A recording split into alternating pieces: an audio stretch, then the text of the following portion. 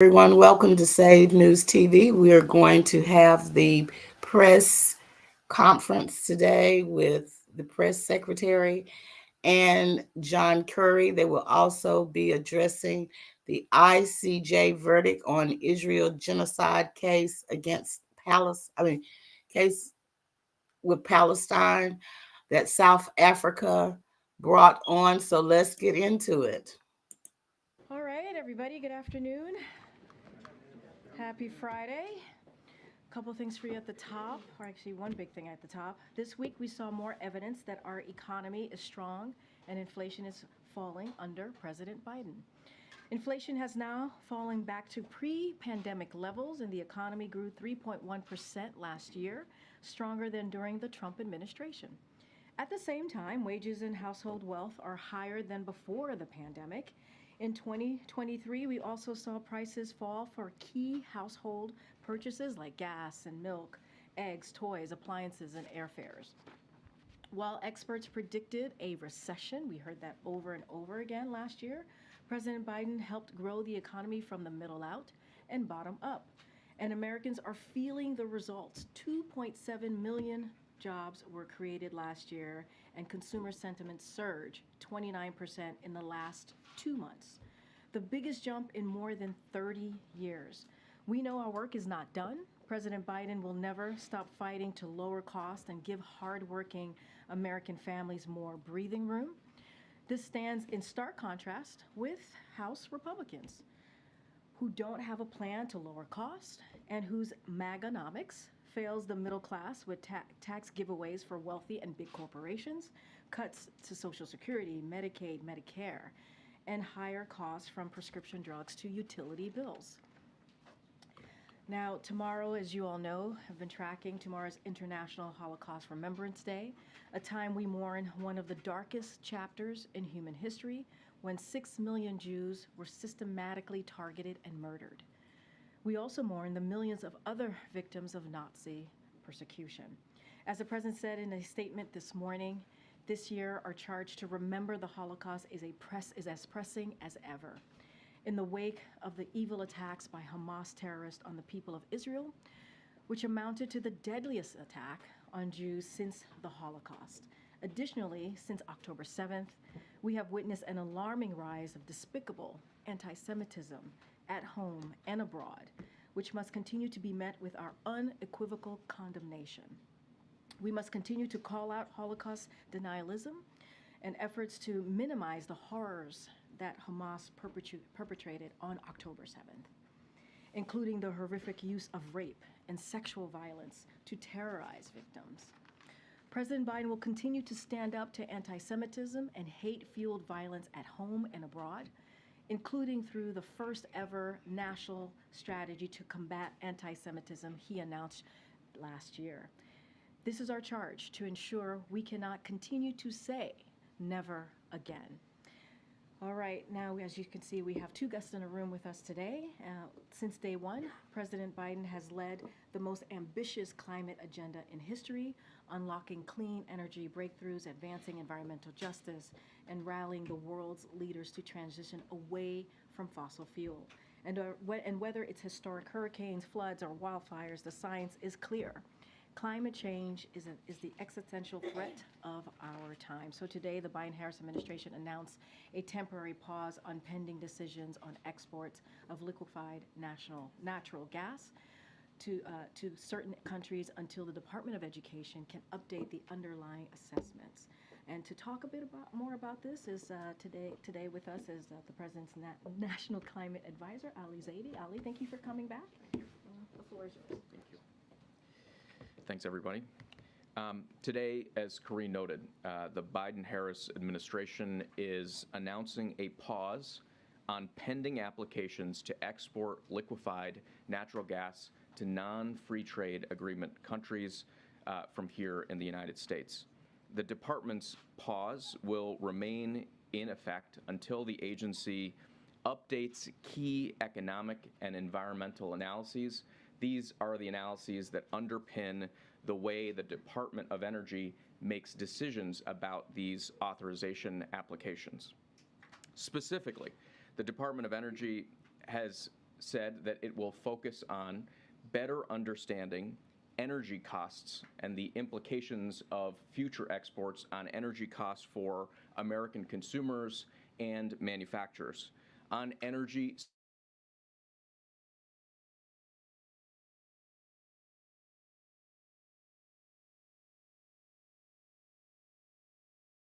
methane emissions, which we now know are more potent than previously understood, and also on the burden that export potentially places for the frontline communities where this gas is chilled, liquefied, and then exported. We need to do that accounting with the benefit of also a sharper and more current read on the market, both on the demand for global LNG as well as the projections around long-term supply. Let me be clear. The U.S. is already the #1 exporter of LNG, and we have been and remain unwavering in our commitment to support our allies and partners around the world. But we have to absorb, at this moment, we have to absorb very clearly all that is in front of us. From day one, President Biden has listened to the science, he's looked out for frontline communities, and he's followed the facts. That's absolutely critical. And that's really been the story of the president's leadership on climate from day one, whether it was signing us back into the Paris Climate Agreement, reversing countless rollbacks that threatened public health and our energy security, passing the biggest climate investment in the history, not just of the U.S., but of the world, and rallying everybody around the whole world to raise our climate ambition. In Glasgow, just a few years ago, that meant bringing people together around the global methane pledge, which now over 100 countries have joined. And just weeks ago, at the United Nations Climate Conference, that meant bringing the world together on the need to transition away from fossil fuels. So today, from President Joe Biden and DOE Secretary Granholm, we hear more steps in the right direction as we work to tackle the climate crisis and to protect future generations. Thank you, Karine, and thank you, Ellie, for being here. So why is this pause coming now and not on day one? It's almost 3 years into the president's term, and since he took office, the administration has approved thousands of oil and gas projects. So why didn't you take this pause on day one to do all the critical analysis you just talked about? So, great question.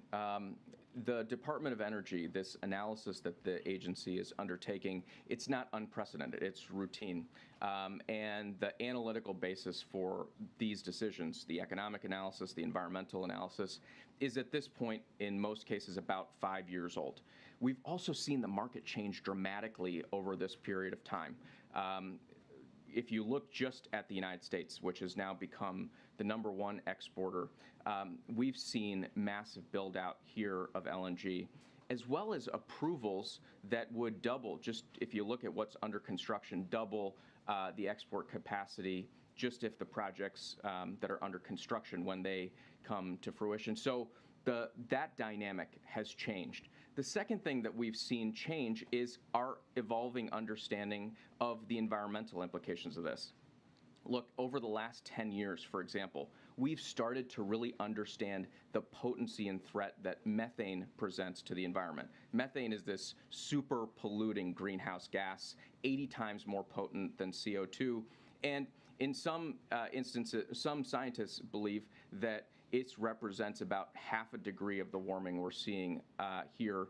And so one of the things that we need to do is take in and integrate some of that additional learning around life cycle greenhouse gas analysis. It's really important that the department does this routine work, and I think this will inform how we approach this program going forward. Thanks, Ali. I know the administration has said this review is expected to take several months. Can you be a little more specific about the length of time this might take? The department is going to move with speed. They're going to really take this head on. It's a commitment from the secretary. What we know is that there's important information to collect. I just spoke a little bit about the market dynamics. We need to understand, for example, also the impact of potential costs on our consumers here in the United States, on manufacturers here in the United States. A large group of manufacturers that have thousands of facilities across the country making things like steel and aluminum actually sent in a letter to the department saying they have a lot of input they'd like to provide. So the department will be doing that work. It will be engaged in a public comment process. This has to be a transparent process, an engaging one, and they will continue to move that forward. And as you mentioned, there's been several reviews in the past. Those generally haven't involved pauses. So why this time is there a pause on these pending sales? Some of your critics are saying it's because of politics trying to please environmental activists ahead of the election. What do you say to that? I think we've got to be clear-eyed about the challenges that we face. The climate crisis is that, an existential crisis, and we've got to be, I think, really forward-leaning into making sure that we're taking that head on. But here's, I think, the critical context for your question, and that is that if you look at the approvals already that have been completed, you've got the number of projects that are under construction set to double the existing capacity, and then approvals beyond that that would double it yet again. So there's a long runway here, and we're taking a step back and thinking, okay, let's take a hard look before that runway continues to build out. And can you share the amount of greenhouse gas emissions that this rule would cut in the short term? Can you detail that in any specific way for people to understand?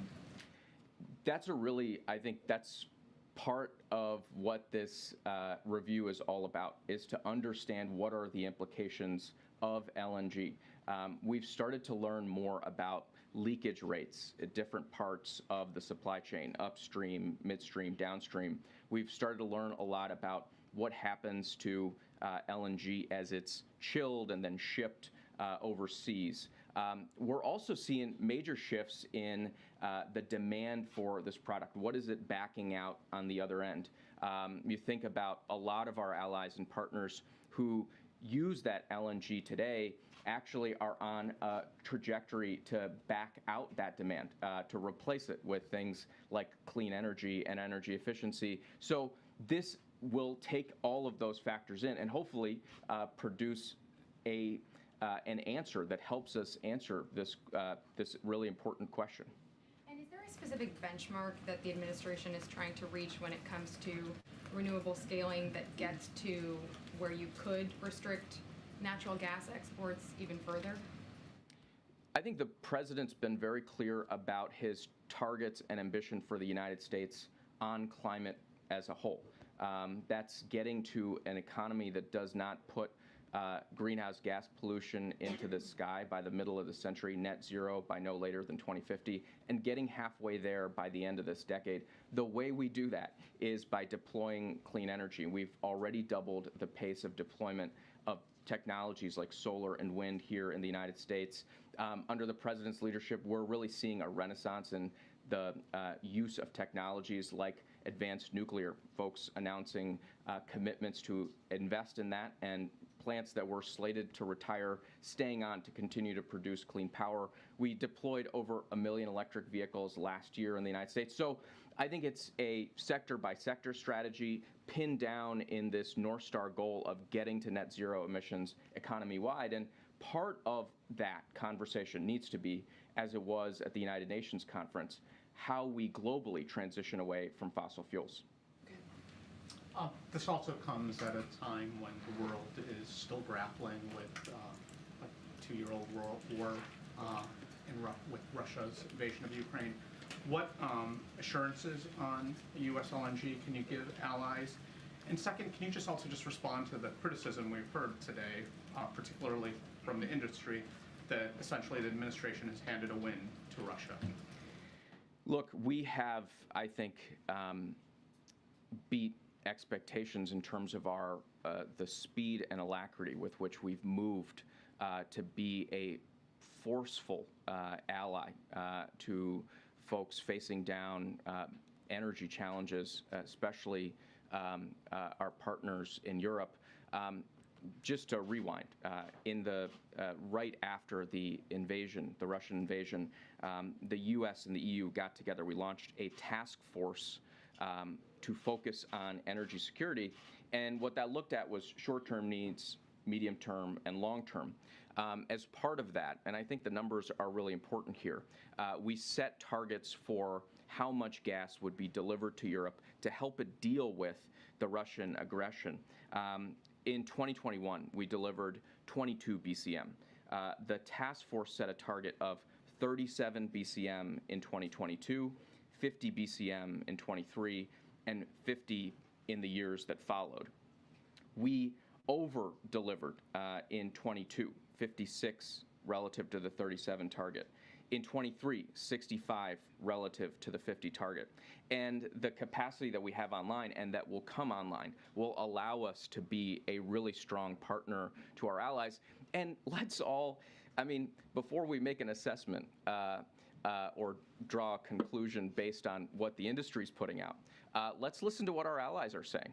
We got a letter from 60 members of parliament from across Europe saying, hey, be a partner to us in the short run, and you have been, but also be a partner to us in the long run as we all take on this existential threat.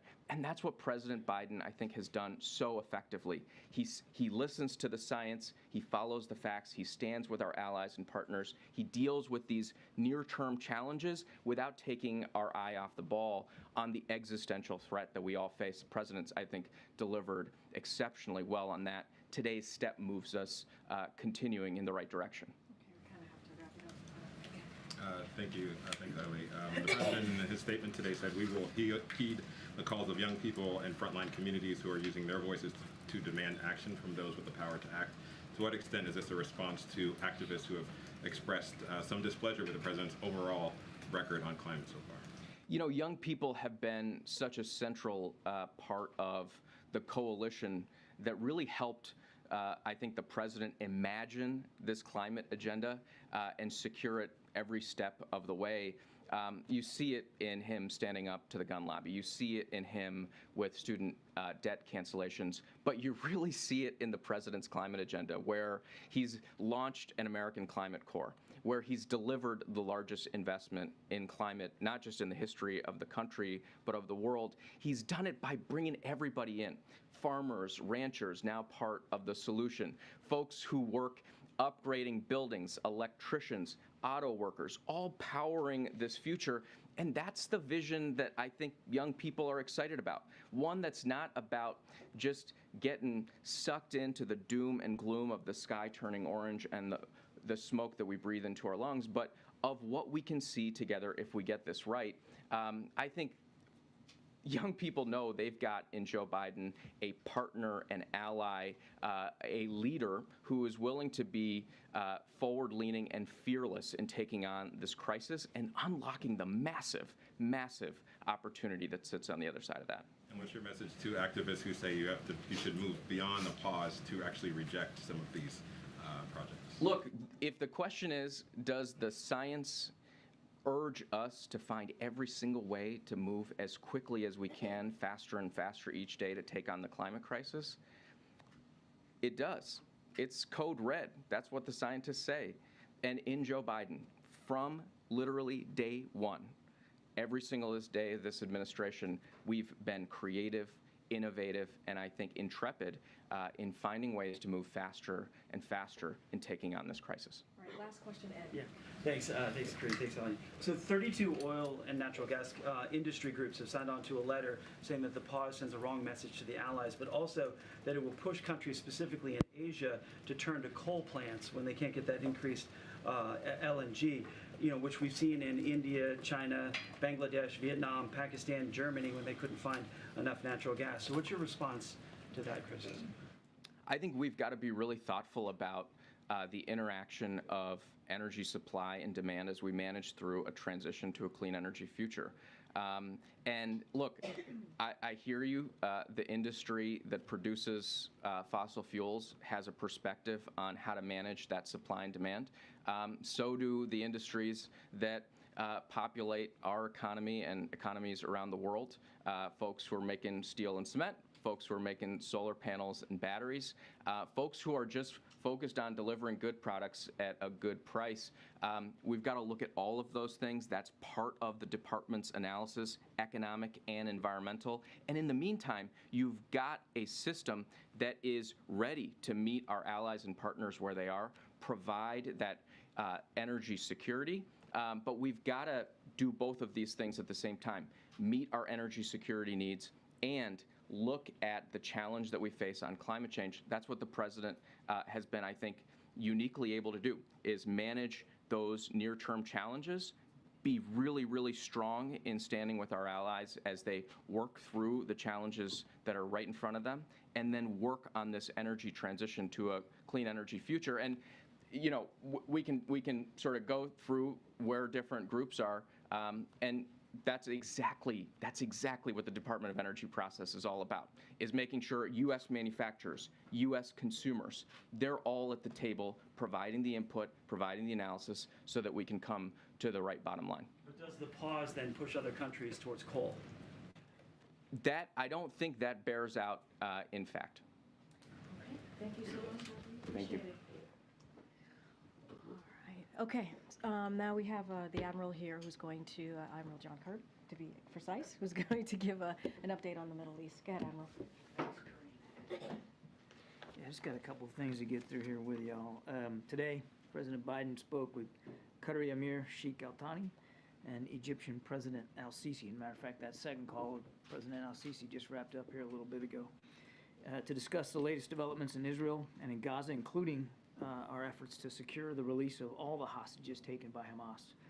We'll have readouts of those conversations soon, as I think you can expect, but to just give you a brief update of where things are, we continue to do everything we can to facilitate another hostage deal, just like we did back in November. Our coordinator for the Middle East, Brett McGurk, is actually returning this afternoon to D.C. from a good set of discussions with counterparts in the region, to include, of course, Qatari officials. We're hopeful about the progress, but I do not expect, we should not expect, any imminent developments. And I certainly won't get into negotiating here from the podium or speculate about possible outcomes. Suffice it to say that at every level, from the president right on down, we're doing everything we can to bring these moms and dads, sons and daughters, brothers and sisters back home to their families. Our thoughts remain with them, and of course their loved ones, as well as all the innocent Palestinians that continue to be caught up in this war that Hamas and Mr. Sinwar started on the 7th of October. Now, shifting topics, if I can, to another part of the world, as you may be tracking, National Security Advisor Jake Sullivan is in Bangkok today, meeting with senior Thai officials and his Chinese counterpart. Yesterday, Mr. Sullivan had a separate meeting with the Thai Prime Minister and the Deputy Prime Minister and Foreign Minister. In those meetings, Mr. Sullivan reaffirmed the importance of the U.S.-Thailand Treaty Alliance and partnership, and discussed opportunities to strengthen cooperation across a range of bilateral and global issues. And of course, when he has the opportunity to meet with his Chinese counterpart, it will be a follow-on to the discussions that President Biden had with President Xi over back in San Francisco, and to continue to work for ways to improve our bilateral relationship, but also to make clear and be firm about issues where we don't always agree with China. And then finally, I'd like to just take a moment to welcome Turkey's approval of Sweden's application to join NATO this week. As many of you know, the Turkish parliament voted to approve the articles of ratification on Tuesday. President Erdogan signed those documents yesterday, and we're expecting the instruments of ratification to arrive in Washington, D.C. very, very soon, to be deposited at the State Department as per process. We certainly encourage Hungary to move forward with their process quickly so that the alliance can welcome Sweden into NATO without further delay. And with that, Okay, go ahead, Nandita. Thank you, Karine.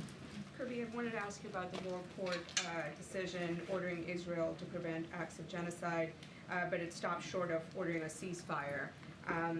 You have suggested multiple times that South Africa's claim does not really have merit. And I'm wondering, how does the U.S. repair relations with South Africa, which is a big voice for non-aligned countries in the global south? I don't believe that our disagreement over the founding claim of the allegation causes any permanent damage to the bilateral relationship with South Africa. We just happen to disagree on that point. But we're also going to keep working on that relationship as we do many others. So you fundamentally believe the U.S., they claim that the U.S. is supporting a genocidal state. That is not going to impact relations with South Africa. I don't believe I heard that from South Africa. South Africa filed a case based on allegations that they believe genocide was being conducted by Israel in Gaza. I don't believe it was directed at us at all. We simply have said consistently we find that claim is unfounded. And you know, the court also did not find Israel guilty of genocide. Sorry, one quick question on President Biden's top migration advisor at the NSC departing the White House next week. How does her departure impact border policy negotiations and asylum talks? Katie's done an amazing job, as particularly helping us in our Summit for Democracy and getting the LA Declaration on human migration going, and really working on a truly hemispheric approach to trying to get at the root causes of migration. She's just been absolutely critical. We're all going to miss her. She's just a great professional and has been a true public servant in that regard.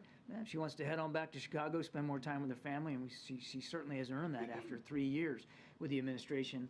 I don't have anything personnel announcements to make in terms of who's going to replace her, but I can assure you that we'll find an appropriate professional to come in and take those duties. And I have no doubt that the foundation and the great work that Katie has done will stand us well no matter who comes in behind her. Just to follow on the ICJ, is the president disappointed that the court did not definitively dismiss the genocide claim? Actually, I mean, I think the court's ruling is consistent with many of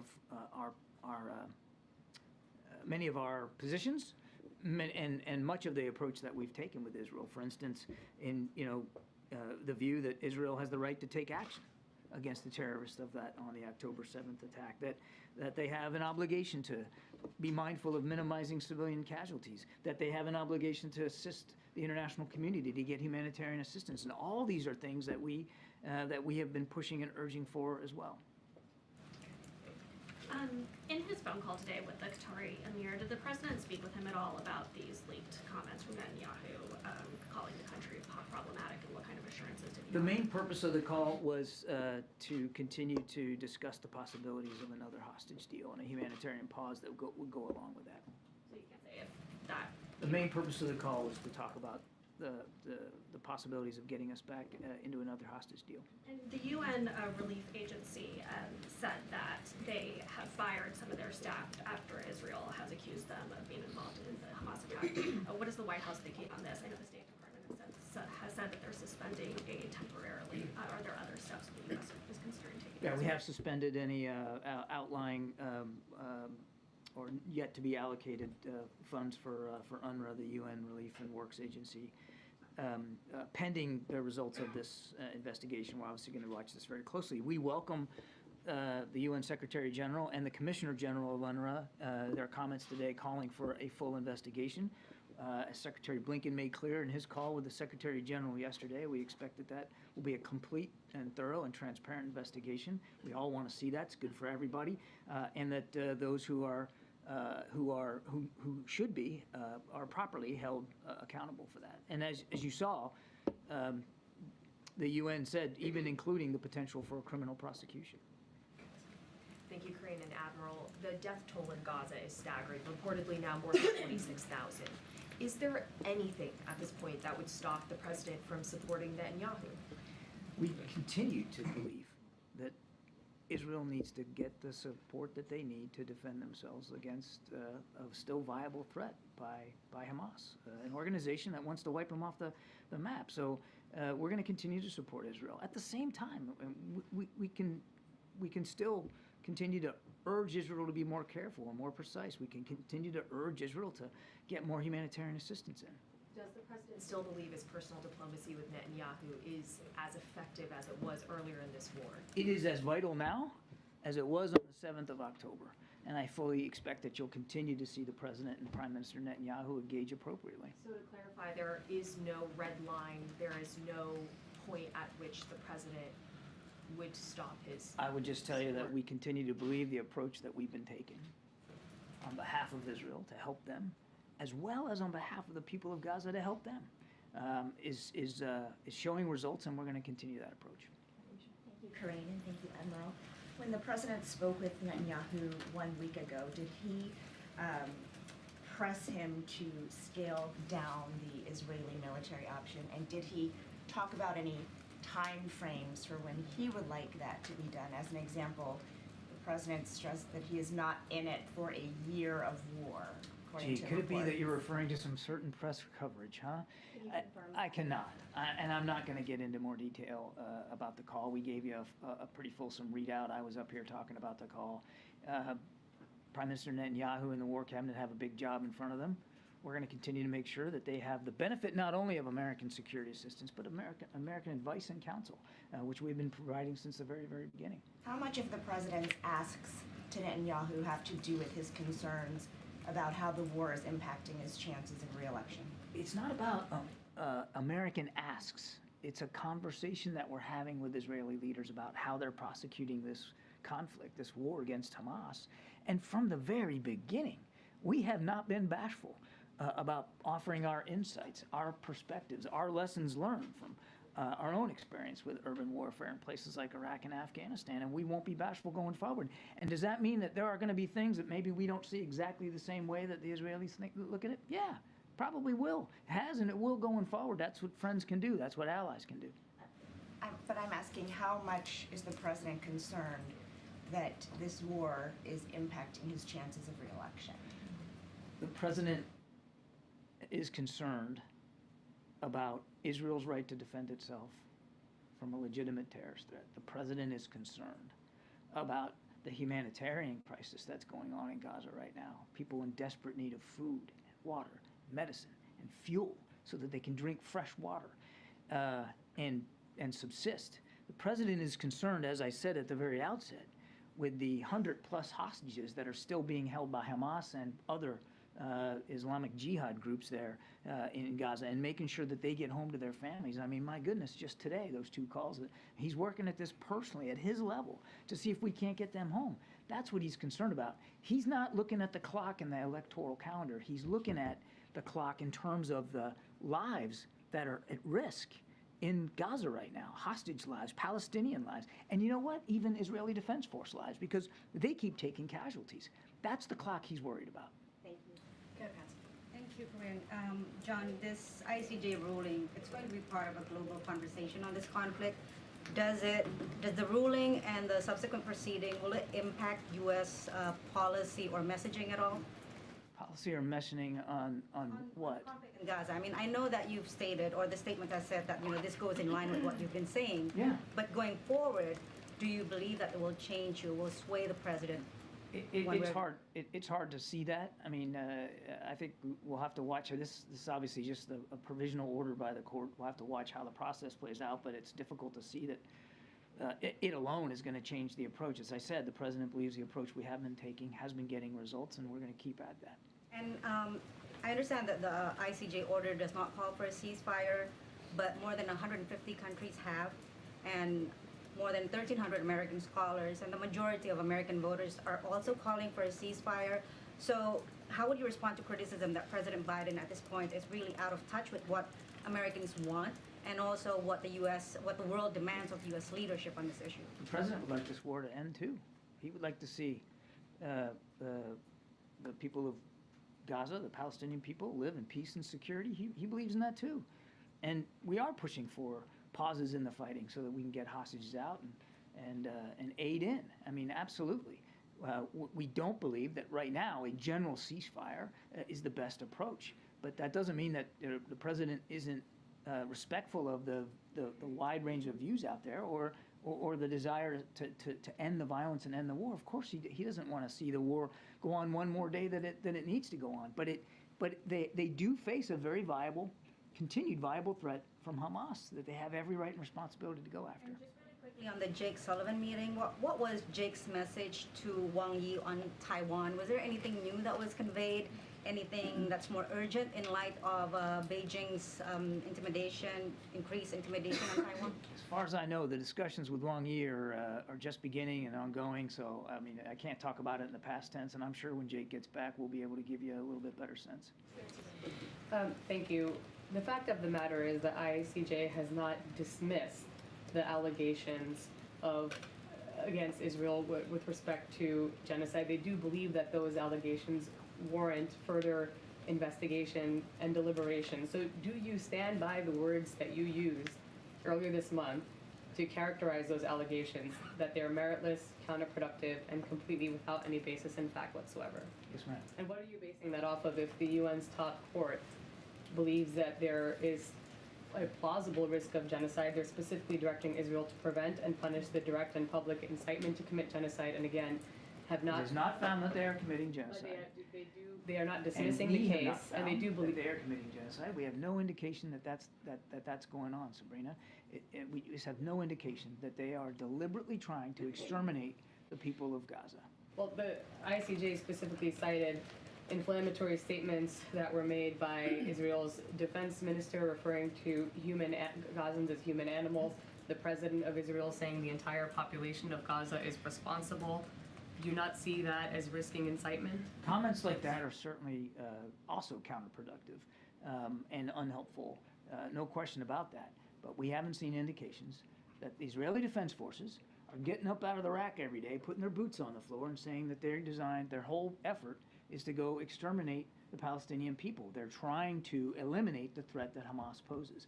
I want to be very clear, and I know I've said this a million times, and you're all probably sick of me following up on this, but that doesn't mean that we excuse any single innocent life lost. The right number of civilian casualties is 0, but there's no indication that we've seen that validates a claim of genocidal intent or action by the Israeli Defense Forces.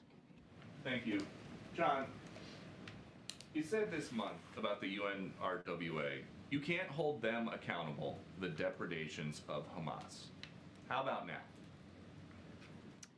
Certainly, it looks as if, Peter, and again, there's an investigation going on, so I'll be careful, but it certainly looks as if there's cause to be concerned about the actions of some of the members of UNRWA, the UN Relief and Works Agency, but that does not, and nor should it, impugn the entire agency and all the body of work that they're doing.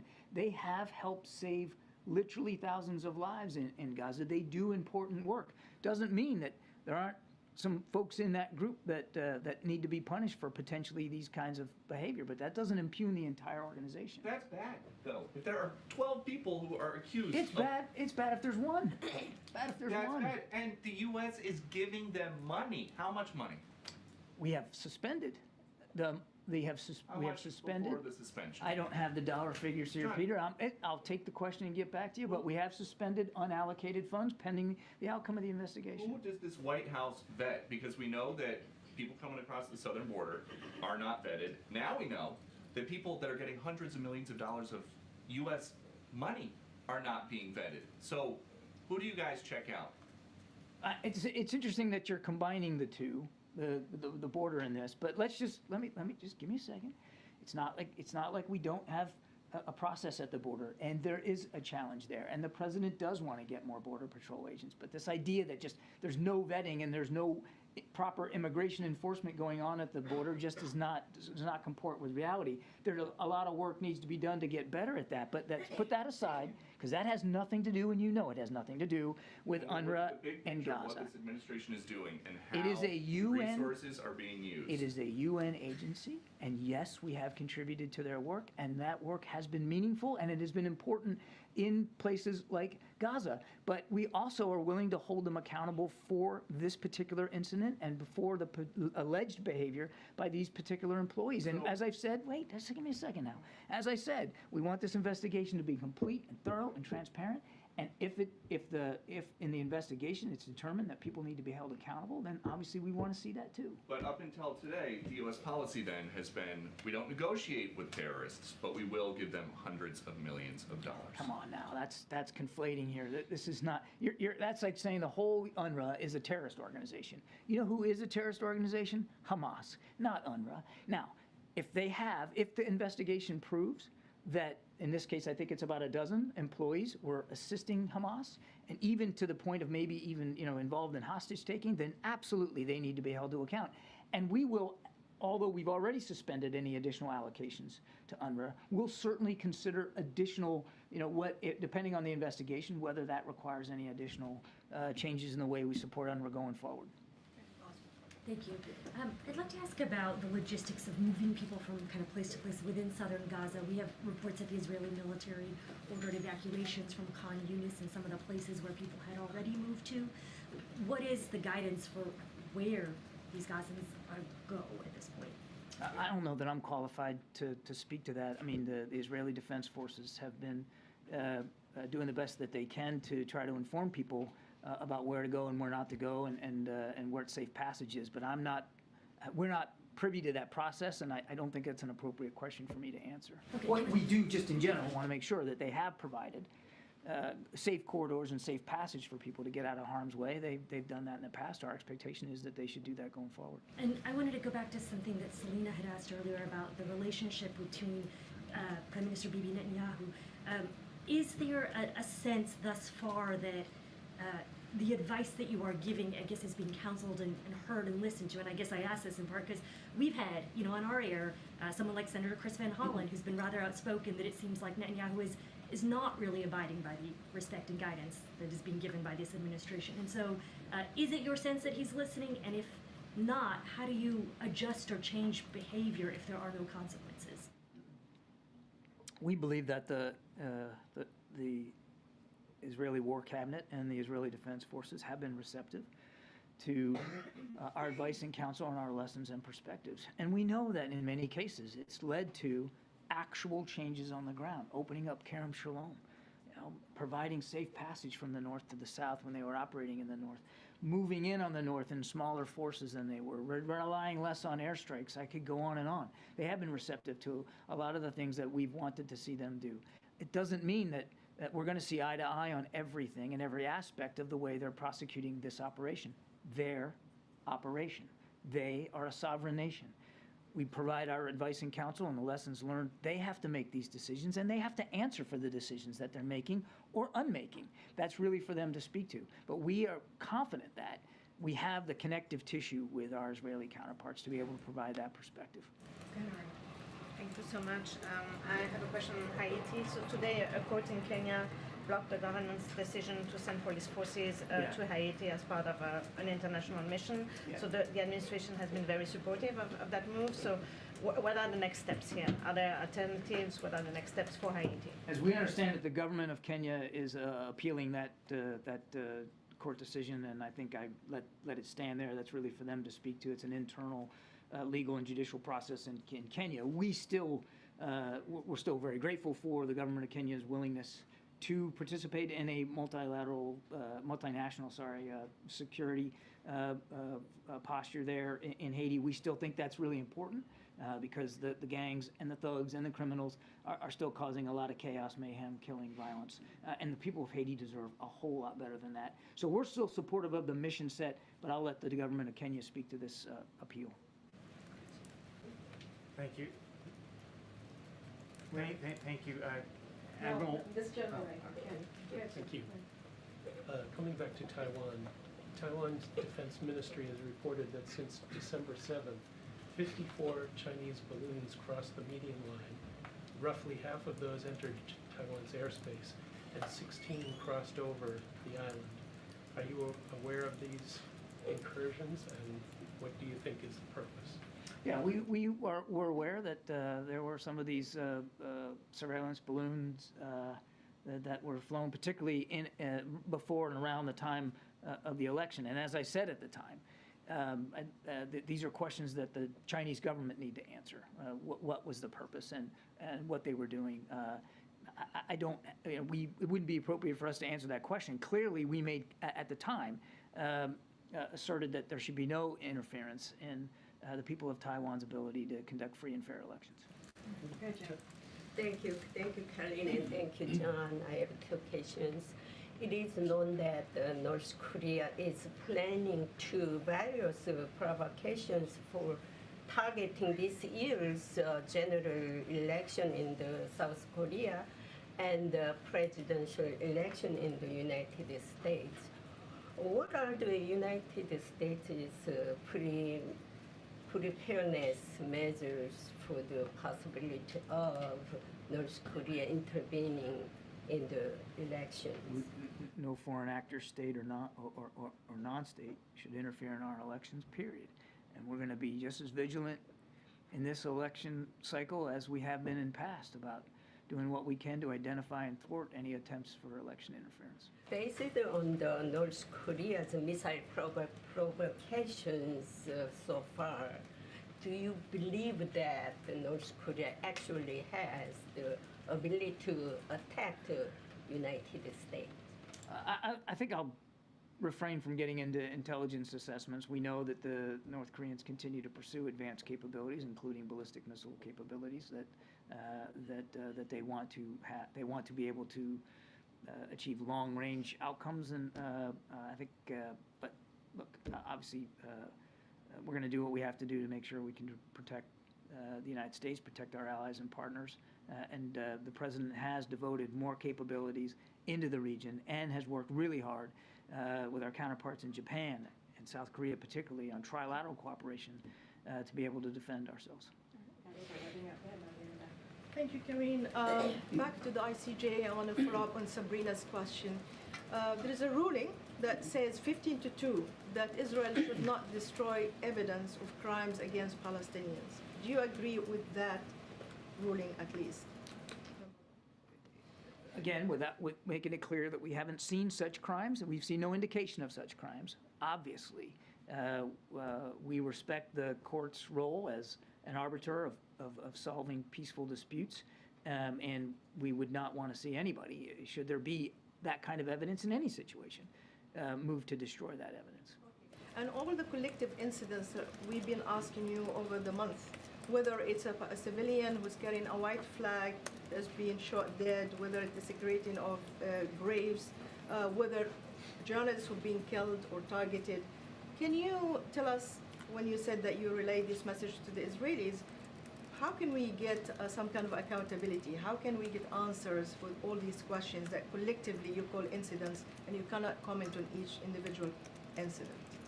I'm not really sure how you want me to answer the question, so I'll just repeat what I've said before. We're not going to react in real time to every single event. When we... Sorry, my question is, do you relay this to the Israelis? Can we get an answer from you of what the Israelis been responding, whether they are really responding to you positively and they're saying, we are aware of this and we're investigating it, etc. Do you get an answer for us from them? To the best of our ability, if we have something that we can speak to in terms of what the Israelis are doing, we'll do that. But it is really for the Israelis to speak to their operations and what they're doing, and if they investigate what their investigation is finding. Doesn't mean that we're going to be bashful about speaking out if we have concerns. We've done that in the past. We'll do that in the future. Brian. Thanks, John. On Hungary's bid, Hungary holding up Sweden's bid for NATO, is the president?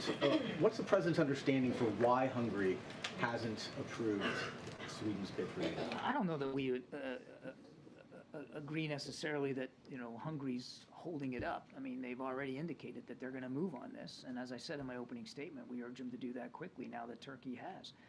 So we're very, very optimistic that Sweden will soon become the newest NATO member, and Hungary has said that they aren't going to be the holdup, quite frankly. Is the president aware of any demands that Hungary has made before it moves the process forward? I'm not aware of any specific demands made by Hungary. Again, they have said clearly that they're not going to be the holdup, and we urge them to move quickly now that Turkey has.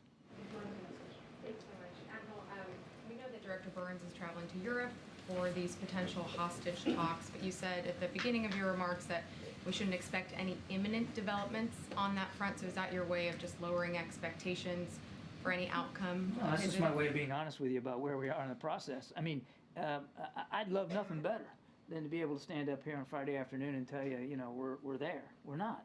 And it would be irresponsible for me to say otherwise. What I'm hoping you get away, and I won't speak to the CIA director's travel one way or the other, but what I hope you take away from all the work we've been doing in recent days and weeks, including the phone calls that the president had today, is how seriously we're taking the issue, how hard we're working to try to see if another hostage deal can be put in place. And is there anything else the NSC can share on the Russian plane crash that was carrying those Ukrainian POWs? I'm afraid I don't have additional context or information to share on that. We're watching this, and we're certainly interested in getting as much information as we can, but I don't have anything more. Thank you so much, Admiral. Thank you. Have a good weekend. All right, got a couple minutes. Homer? Thanks. Speaker Johnson said in a letter today if the details of the Senate deal were true, excuse me, it would be dead on arrival in the House. So how do you go forward with Senate legislation knowing it can't pass the House? Are negotiators trying to make adjustments to make it more palatable to House Republicans? So, look, the administration has been working for some time now with the Senate to work in a bipartisan way with Republicans and Democrats to find a solution, to find a way to deal with a broken immigration system and obviously the challenges that we're seeing at the border. And we feel that it's been happening in a good faith nature. And these negotiations about policy changes, obviously, and also funding resources, that will be important in dealing with that issue. Look, House Republicans, they have a choice to make, right? They have to choose whether they want to solve a problem, actually solve a problem like the Senate is trying to do in a bipartisan way, or get in the way and score political points. That's a decision that House Republicans have to make. It's clear that senators, both Republicans and Democrats, have made their decision. They have said, we're going to do this, we're going to try and figure out, negotiate in good faith, and try to figure out how do we come to a bipartisan agreement. And, the president has been very clear. He asked in his supplemental request what he needed, what he think we needed as a country.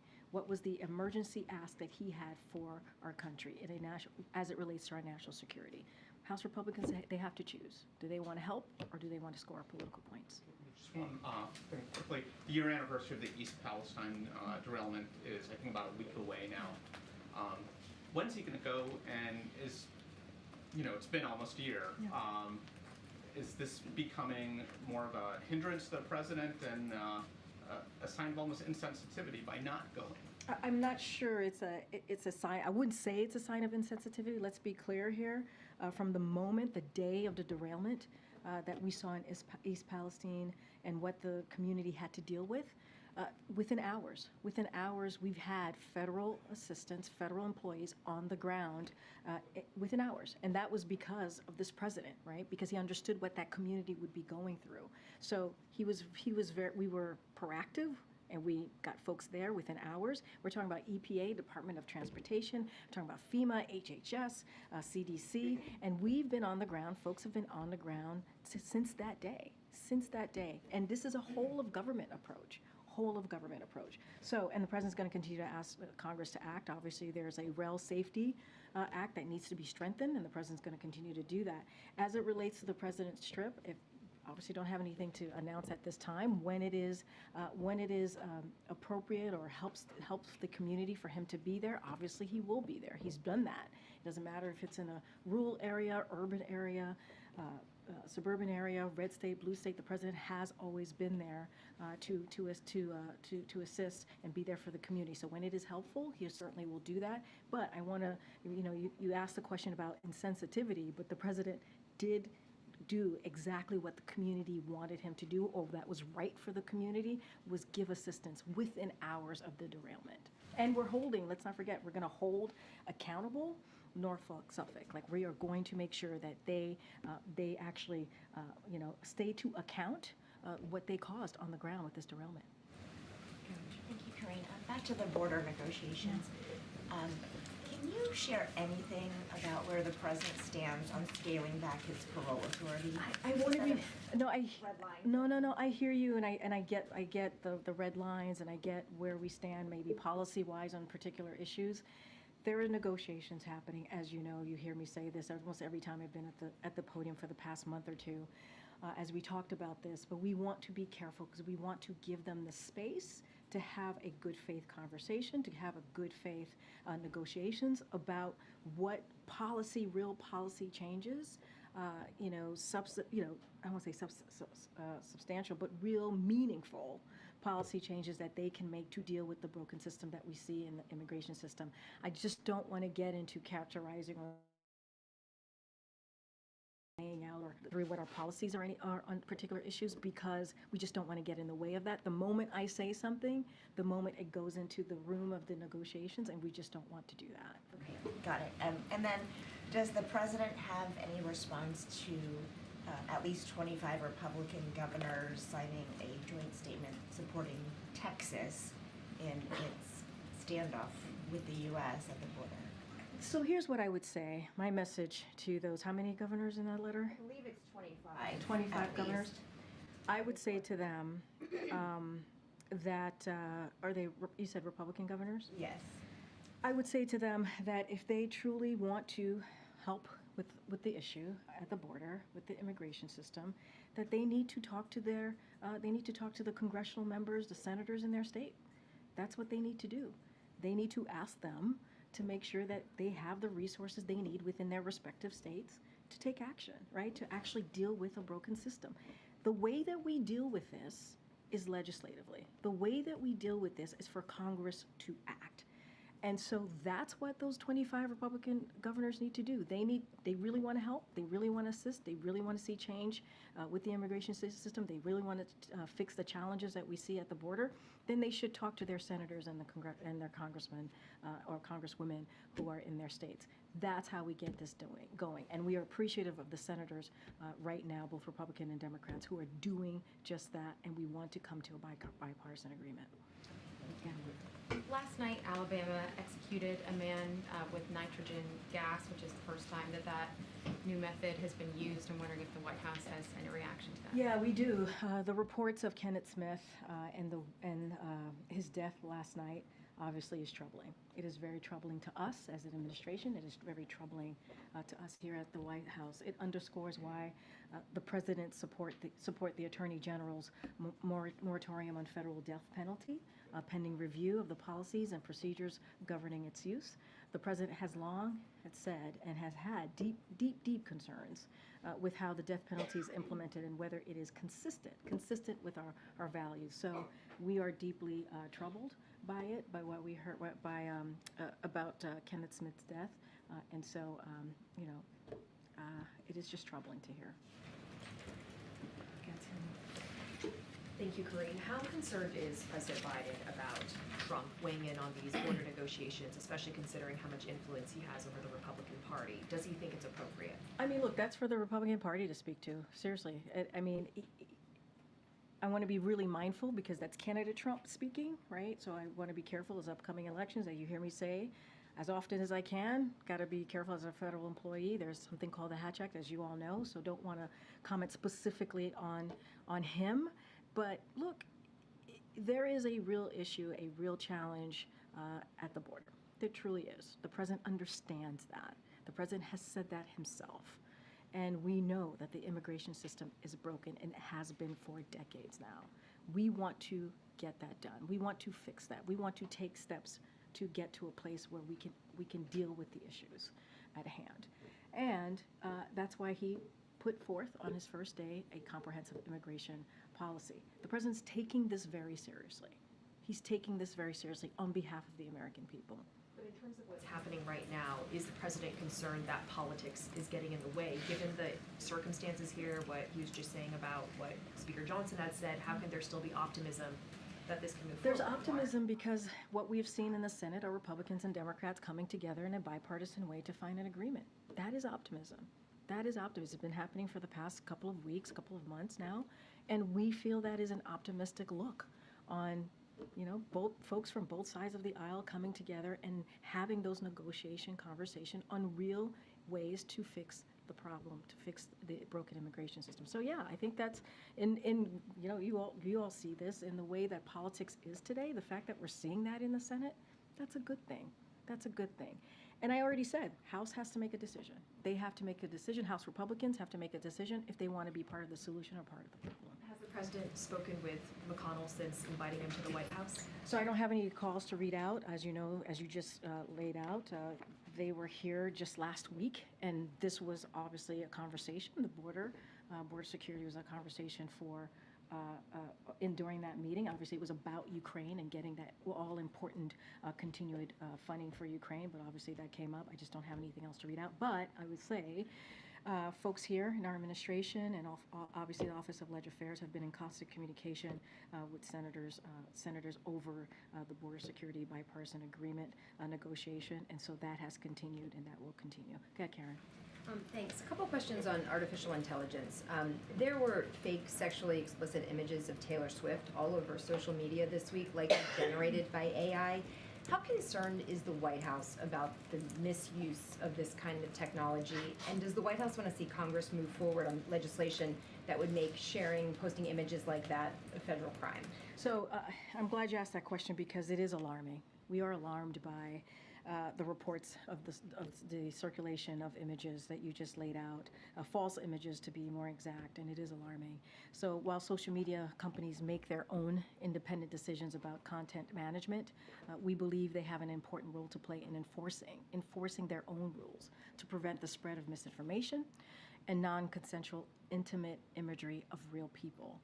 Sadly though, too often we know that lax enforcement disproportionately impacts women, and they also impact girls, sadly, who are the overwhelming targets of online harassment and also abuse. So the president is committed, as you know, to ensuring we reduce the risk of generative AI producing images like through his latest executive order that we announced just in the fall of last year.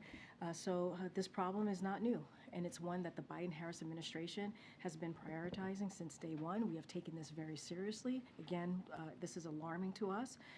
As you know, he launched a task force to address online harassment and abuse, and he did that just this fall.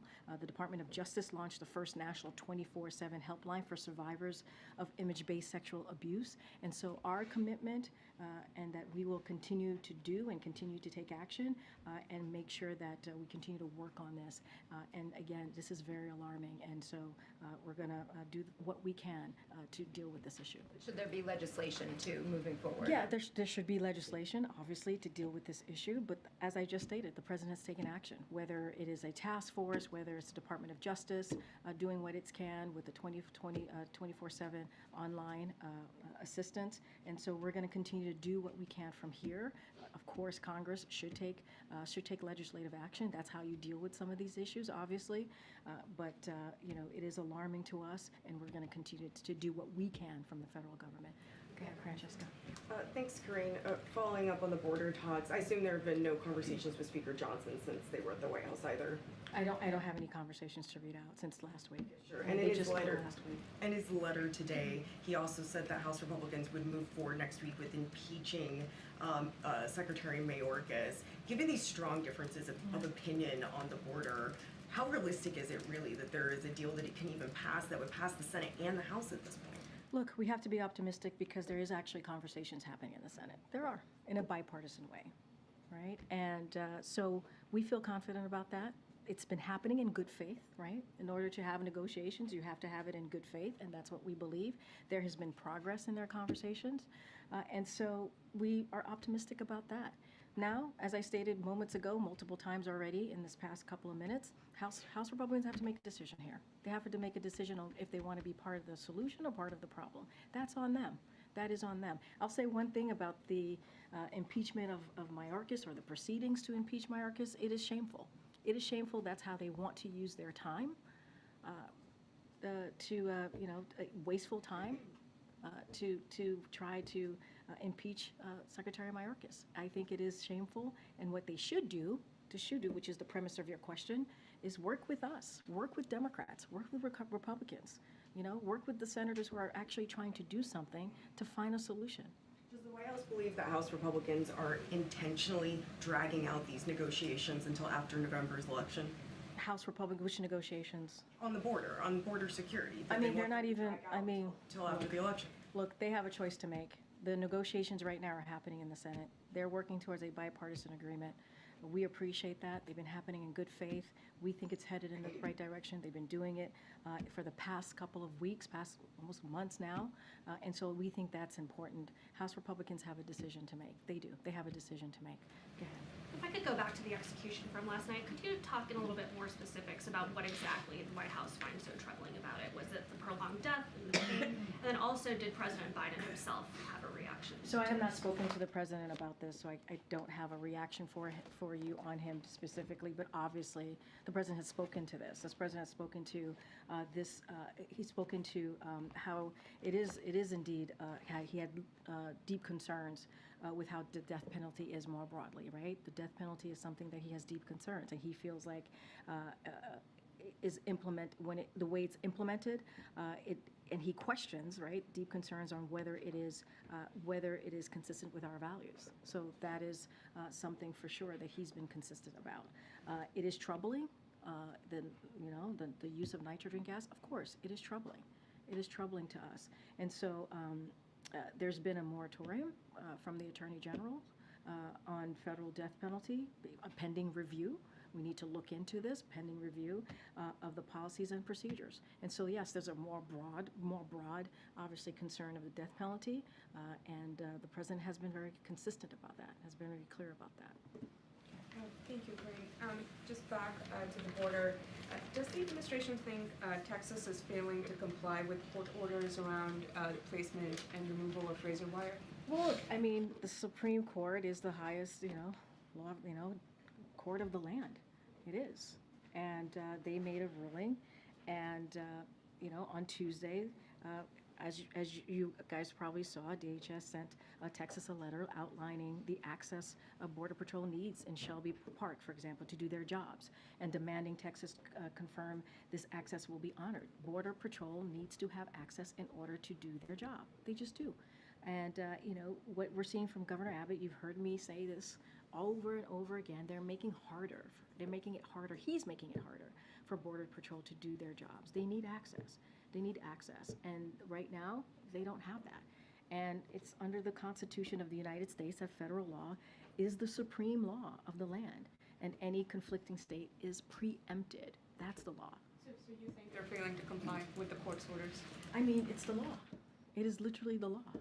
I mean, it is the law. And what we want is Border Patrol to be able to do their jobs.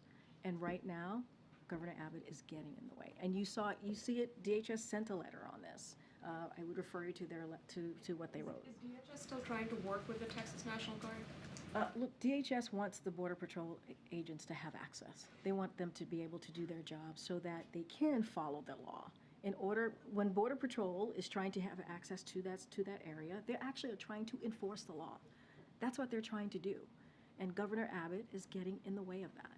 And so they're trying to do their job, enforce the law, make sure that they are able to do what they are meant to be doing as Border Patrol agents. They're communicating with the Texas National Guard. I mean, honestly, I would refer you to the DHS on communication. I'm not tracking every communication that they're having. What I'm saying more broadly, which is true, which is Border Patrol needs to be able to do their job, and they're getting in the way of it. And just a quick one on the border talks.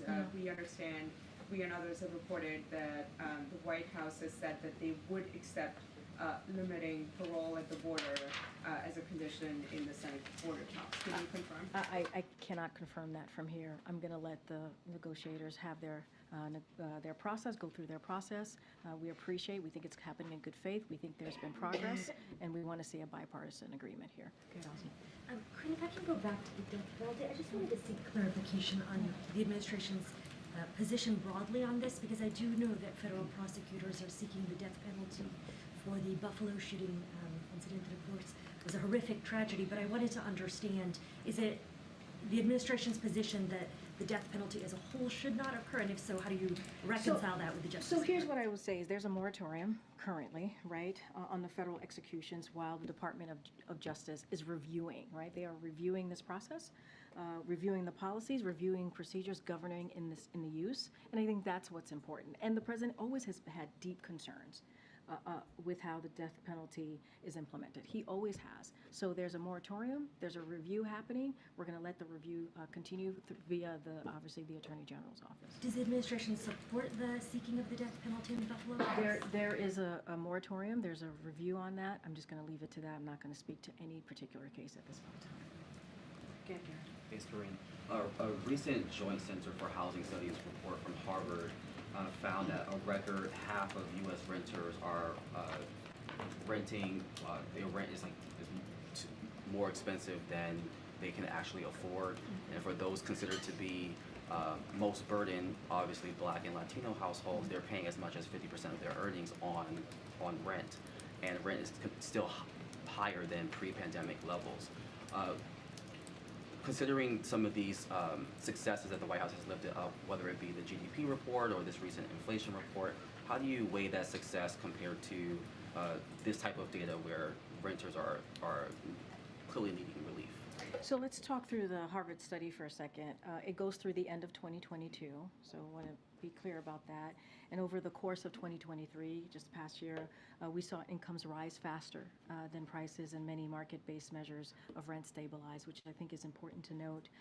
But we know that housing affordability remains a challenge for families, as you just laid out, families in particular, poor families, Black and brown communities, obviously.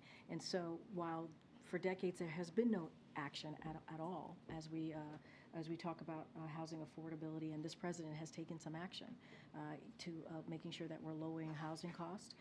A couple of things, putting policies in place to build more housing, for example, reducing mortgage insurance premiums by $800 per year for hundreds of thousands of first-time home buyers, expanding rental assistance, and taking on unfair junk fees that drive up the cost of rent. So those are actions that we have taken. Remember, there's been inaction on this for decades, but the president has taken some action. So we have a plan that the president put forward on continuing to lower housing costs, and so we want House Republicans, Republicans more broadly in Congress, to take action. There's ways to really deal with this in a legislative fashion, and so we want them to take action. There's a plan that the president put forward, and so look, we're going to do what we can from here, but we need Congress to act. Okay, Kristen? Yes, thank you. This week, some senators say they're planning to hold hearings that would investigate the root causes of safety lapses at Boeing after this most recent incident. And of course, this isn't the first time that the Boeing MAX program has faced scrutiny. With all that said, has the administration considered expanding its quality control inspections for other Boeing planes? And if so, what could that scope look like? So a couple of things. As you know, safety is the #1 priority for FAA, so that's important to note. And let's not forget, FAA actually recently launched an investigation and increased its oversight on Boeing, so that's also important to note.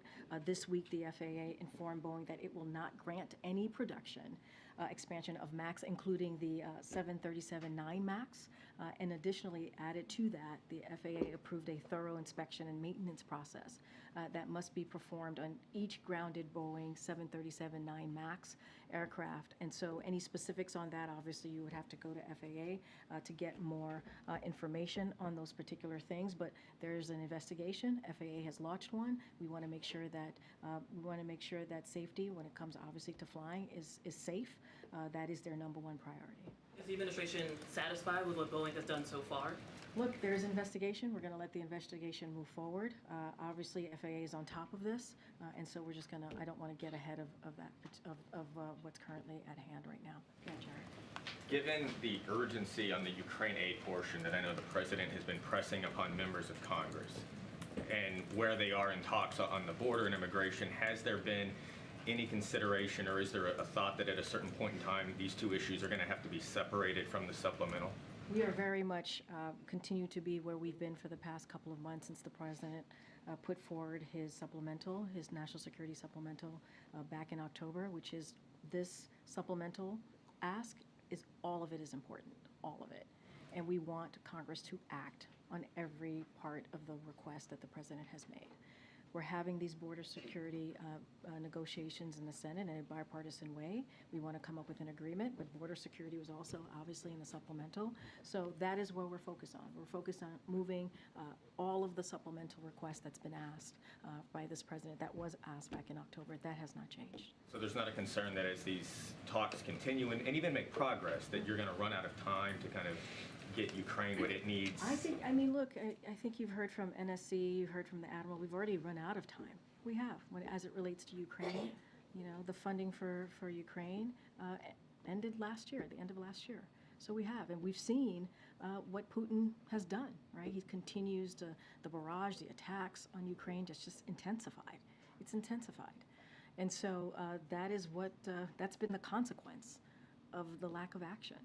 So we have to continue to work with Congress and be very clear with Congress. That's why the president brought, one of the main reasons the president had the leaders, some of the leaders and committee chairs here last week and ranking members here last week, is to talk about Ukraine funding and how important it is so that Ukraine has the funding that they need and the security assistance that they need to defend themselves against Putin's aggression.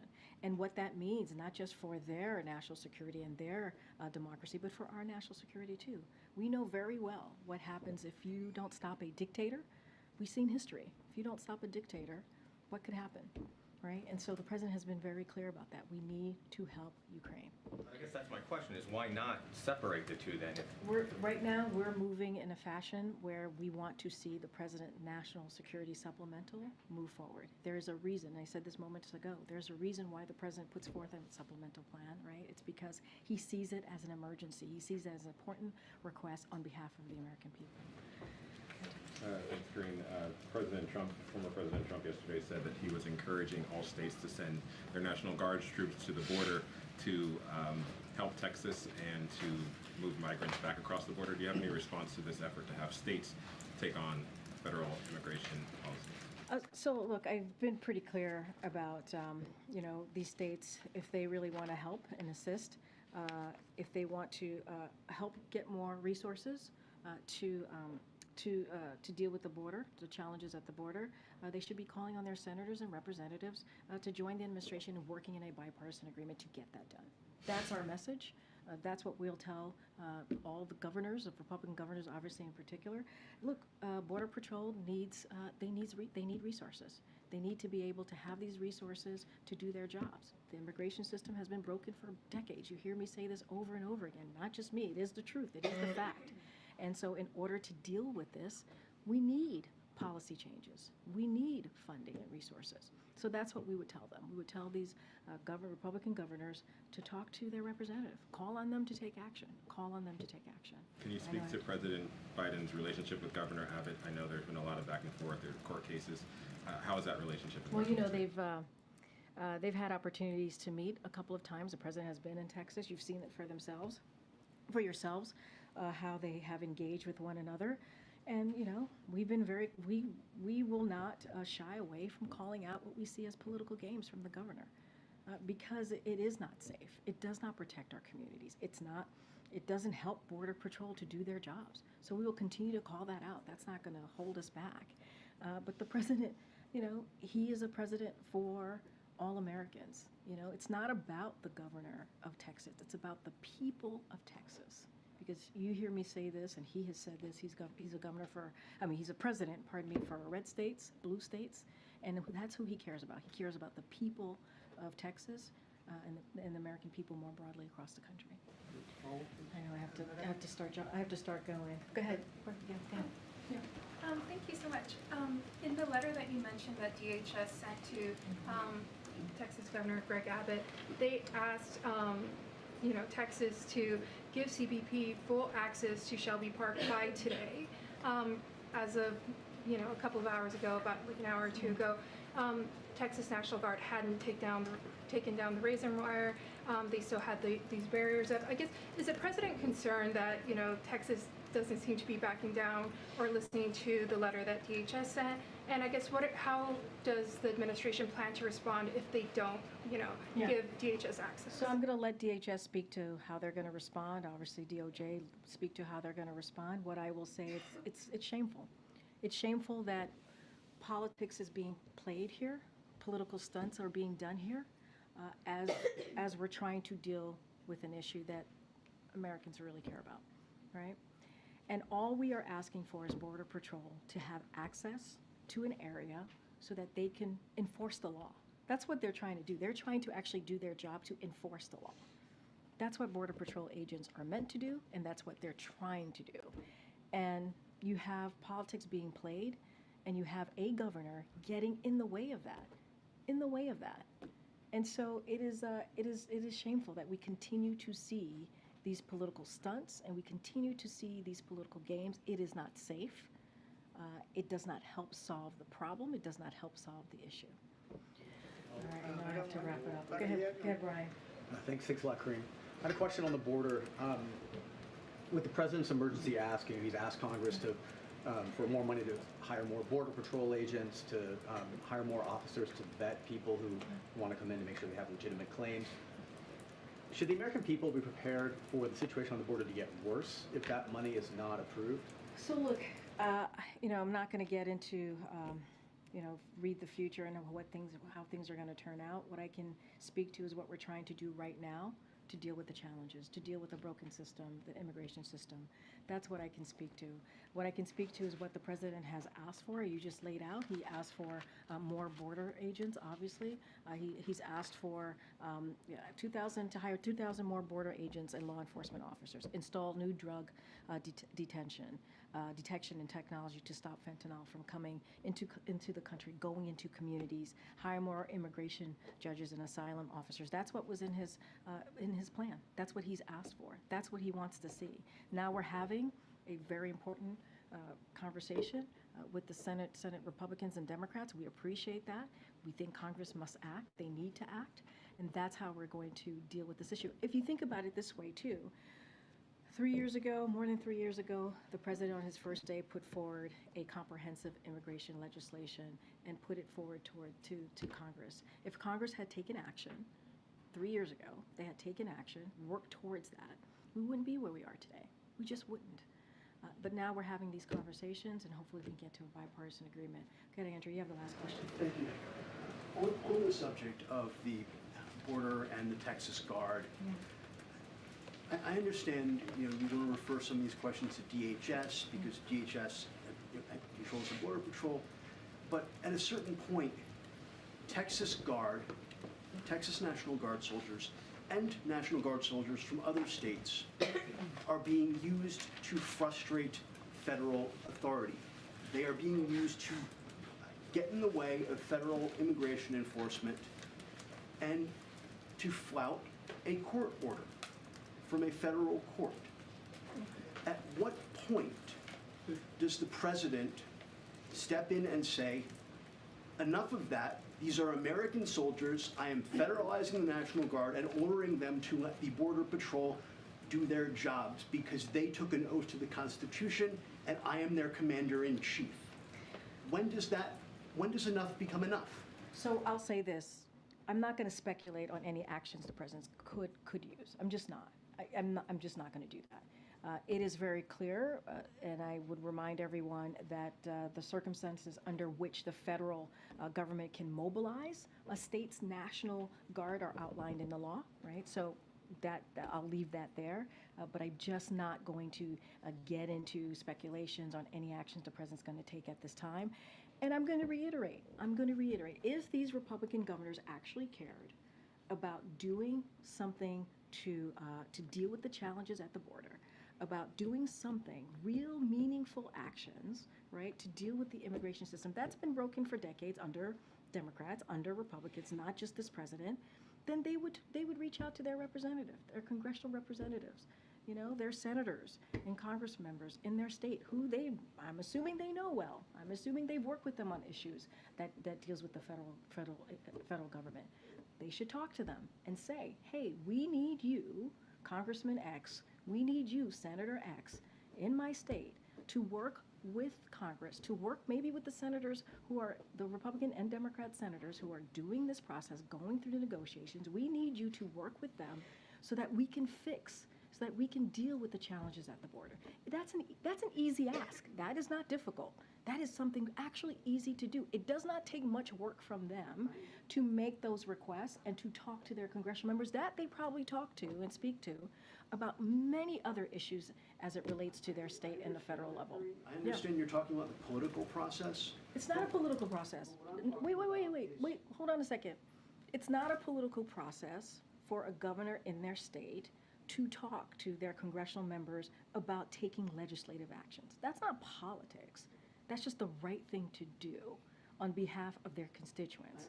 That is not politics. But what I'm saying is that this appears to be a concerted effort led by the governor of Texas and joined by Republican governors, encouraged by the Republican likely nominee for president, who I know you cannot talk about up there, to flout federal authority, to undermine federal authority. And you don't seem to be willing to say the president will uphold the authority of the federal government. So I've already answered this question multiple times, and I'm happy to repeat myself to you, Andrew. Number one, the president has taken this incredibly seriously. Incredibly seriously. When you have a president, for their first legislative action is to deal with immigration and put forth a comprehensive plan to Congress, because that's the way you're going to actually deal with this issue. 3 years ago, Andrew, and no action has been taken by Congress. When you have a president that has been working with negotiators via, obviously, his team here with Republicans and Democrats in the Senate to have a real conversation, to talk about, in good faith, to talk about comprehensive ways to deal with policy, comprehensive ways to deal with funding, to deal with the immigration system, that's a president that's taking it very seriously. The president had Republicans and Democrat leaders here and ranking members of those committees. In that conversation, had to deal with Ukraine, but that came up as well. And the president said it is important for Congress to act. We have been saying this. If you have a Republican governor that is playing political stunts and continues to do that and put actually the Border Patrol agents in harm's way and preventing them to do their job, that's a political stunt. We're going to call that out too. DHS has taken action, DOJ has taken action. That's a president that's taking it really seriously. I can't speak to DOJ actions, obviously, but those things are being taken very seriously, because Border Patrol agents need to get to the area to do their jobs, to enforce the law. So if you think about it, you're asking about our legal authority. The governor is literally getting in the way of Border Patrol agents to do their jobs, enforcing the law. That's a problem, and that's something for him to answer. Guys, I got to go to a meeting with the president. Have a great Friday, guys. Thank you. Thanks, Karine. Have a nice week.